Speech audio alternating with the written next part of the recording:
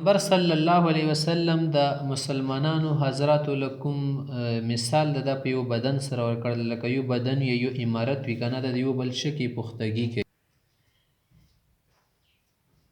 یو بدن لکه څنګه بل بدن ته، لکه بدن کې د یو عضو څخه کله په تکلیف شي به د ټولو عضوونو ته تکلیف وي او کنه وي. همدا شی ته په بدن کې څه حصې ته تکلیف شي تر دې دا ټول بدنونه په تکلیف وي کنه، خوبونه نشي کولی. که سړي سترګه خوږېږي خوب ته ورځي نه ورځي، ټول بدن یې په شي لړزان شي. نو همدا شي ته د مسلمانانو ته هم پکار ده کنه چې یو مسلمان ته درد نور ته د درد ورسېږي ونه، او همدردي غمخوري د یو سړي د هغه غم لږ وخوري چې د غم یې لږ کم شي. او همدا شي ته د مسلمانانو مثال د یو عمارت او د بنیان عمارت په شان دی. که عمارت کې یو دیوال کمزوري شي کنه نور دیوالونو ته نقصان وي بیا کنه، یوه ایټه کمزوري شي راووتله نورې پسې راغورځي بیا کنه راغورځي. همداسې د که یوه پیلر ته څه شو کمزوري ورسېده نور پیلر یې پسې کمزوري کېږي، چت بیا خرابېږي، بنا ته شي محفوظیت نه حاصلېږي.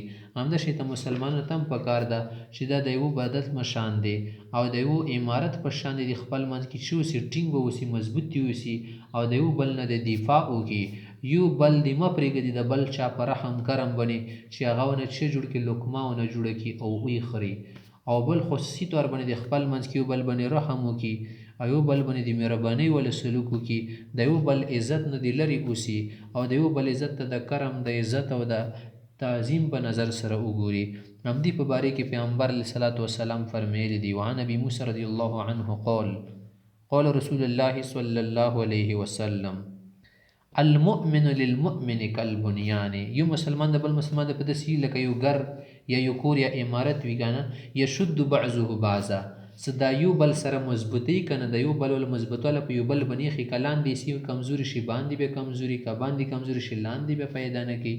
وشبک بین اصوابعه، پیغمبر صلی الله علیه وسلم خبرې پوهولو لپاره د یو لاس ګوتې په بل کې دنه کړل. زه ګوره کله لاس ولا ګوتې په بل کې دنه کې څومره زور سړي کې پیدا کېږي، نو د شی ته مسلمانانو د اتفاق سره به زور به پیدا کېږي. متفق علیه.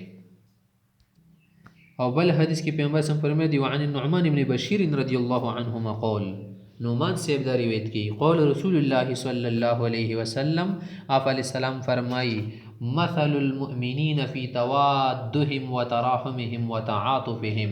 د مسلمانانو مثال په خپل منځ کې چې د مینه محبت کوي او رحم و شفقت کوي او یو بل سره نرمي او د شکی یری او دوستانی کوي. مثل الجسد، دا په مثال د یو بدن ده، اذا اشتکى منه عضو، که په بدن کې یو اندام باندې یو عضو باندې تکلیف راشي، تداعى له سائر الجسد بالسهر والحمى، نو ټول بدن هغه دپاره بې ارامه شي، په څنګه بې خوابۍ کې مخته شي، ټول بدن ته خوب نه ورځي او ټول بدن باندې بیماري او تکلیف را ډیر شي.